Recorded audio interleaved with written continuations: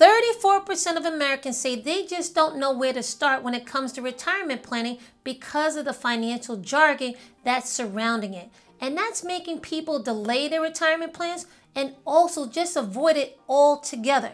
However, by focusing on three things, which are financial literacy, calculating your future expenses, and also finding great ways to save for retirement, you can not only overcome this overwhelm, you can also take control of your retirement planning and make better decisions when it comes to the most important aspect of our money lives. So let's get into it. Now, the first thing you need to do to get over this issue of retirement planning and avoiding it, you have to get over the financial jargon. Learning about personal finance and investing is really like learning another language, because it is. However, unlike, learning Spanish and French, which we all learn in school, most of us were not taught financial literacy in those classes.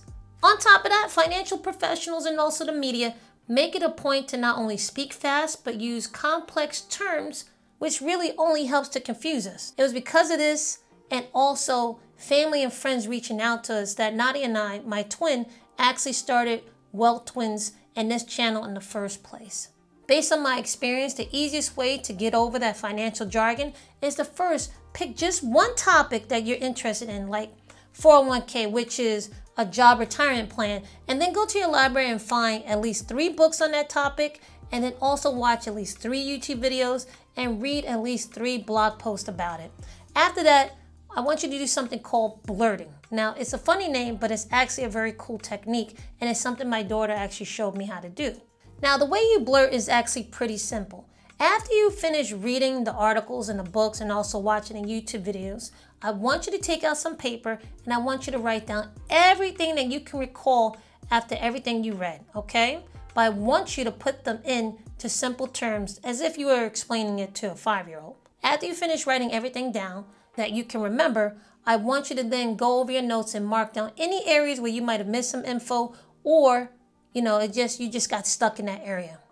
These are the areas that you will need to go back over again and do more research, because that shows that you don't really understand that part of the topic. Now, after you learn more info, you can blurt again, and you can keep doing it until there's no more confusing areas. That is the goal. Once you've done this, and you've done it a couple of times, and you actually get all those areas that were sticking you, you will actually have a good understanding of the topic. And if you keep blurting, you will see it will make a huge difference when it comes to your financial literacy and your financial education.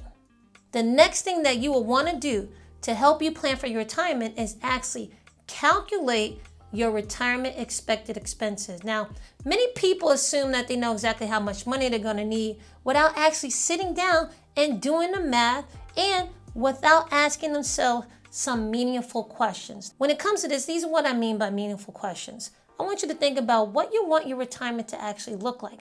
I call this your Shangri-La. What do you want your Shangri-La to be? After that, I want you to look at your current expenses and how they will change by the time you retire. I want you to also see how much do you have saved and how much do you have set aside for healthcare needs, and are there ways that you could possibly lower these costs by, being healthy, staying active? Because really, when it comes to retirement, you don't have to ride off into the sunset and just waste away. You can have a very active retirement, and you don't have to be bogged down with healthcare bills if you take care of yourself and lucky. After you get all those numbers, I want you to ask yourself some more tough questions as to, are you willing to move to another location so that you can save some money? Are you willing to downsize your property so that you don't have to pay higher taxes because of schools? Now, based on these questions, I want you to do what is called the FIRE calculation. This is what the Financial Independence Retirement Community actually does in order to figure out what their retirement number is. Now, what they do is they take their monthly expenses and they multiply it by 12 so they can get their yearly expenses, and then they multiply that number by 25. That gives them an idea exactly how much they need to have for retirement, because that yearly number multiplied by 25 actually gives you your expected expenses for the next 25 years.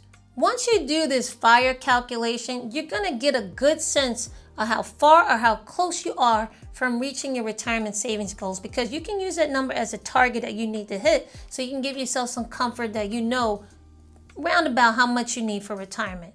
On top of knowing your retirement savings number, it will also help you focus on the next step you need to do to start saving for retirement and help dictate which saving strategies you can use in order to reach that savings number if you're not on track right now. Question for you guys. Do you agree focusing on what you want your retirement to look like and then working backwards to come up with these numbers is a good idea, and it makes it easier to tackle the problem of retirement planning and trying to understand your monetary needs when it comes to retirement? If so, I would love to hear what you think, and I would love to know if this helped you. So please comment below. Now, I mentioned saving for retirement and how to get there because it's very important. The best way to save for retirement is by investing. Now, the first thing you should actually be invested in is your job's retirement plan, because a lot of them will give you basically free money. After that, an IRA, and then once you have those two things, you want to start focusing on investing in an outside brokerage account like Charles Schwab, Fidelity, or Vanguard. That way you can focus on long-term investing and have access to a lot of investments that can pay you dividends.